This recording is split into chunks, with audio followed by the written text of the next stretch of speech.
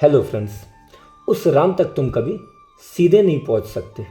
तुम्हें कोई ना कोई माध्यम चाहिए, कोई ना कोई पुल चाहिए जिसकी सहायता से तुम वहां तक पहुंच सको, तुम राम तक पहुंच सको।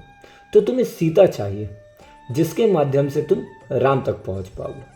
तो सिया राम कोई रस्म अदायगी नहीं है, ऐसा लेडीज फर्स्ट नहीं है कि भाई परंपरागत रूप से नहीं बोला गया कि भैया पति से पहले पत्नी का नाम लेना ही पड़ेगा।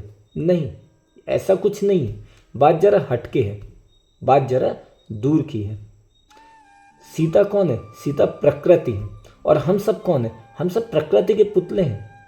तो हम सबको तो सीता की आवश्यकता है, हम सबको वो पुल की आवश्यकता है, उस माध्यम की आवश्यकता है। देखिए, राम तो चौदसी है, हर जगह है। राम से आप बोलोगे तो राम बोलेंगे कि भाई मोको कहाँ ढूंढे रे बंदे, मैं तो तेरे भीतर।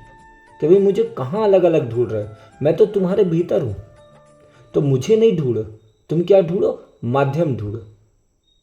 तो सीता क्या है? वो माध्यम। फॉर एग्जाम्पल, यदि आपको यहाँ से दिल्ली जाना है तो आपको अलग अलग साधन चाहिए। वो साधन रोडवेज हो सकता है, रेलवेज हो सकता है, एयरवेज हो सकता है, आपके पैर हो सकते हैं। तो वो साधन है। तो सीता भी क्या है? साधन है जिसके माध्यम से आप साध्य तक पहुंच सकते हो। लेकिन इसका मतलब ये नहीं है कि आपको साधन को ही पकड़े रहना। आप दिल्ली पहुंच करके ऐसा थोड़ी है कि रेलवे को पकड़े ही रहोगे, कि बस में बैठे ही रहोगे। आप बस छोड़ करके आगे जाओगे। तो साधन का प्रयोग करके आपको साध्य तक पहुंचना है। तो सीता का प्रयोग करके आपको उसके पार तक जाना है।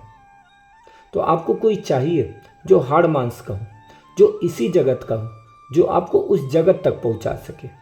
इसलिए सीता की आवश्यकता है आपको।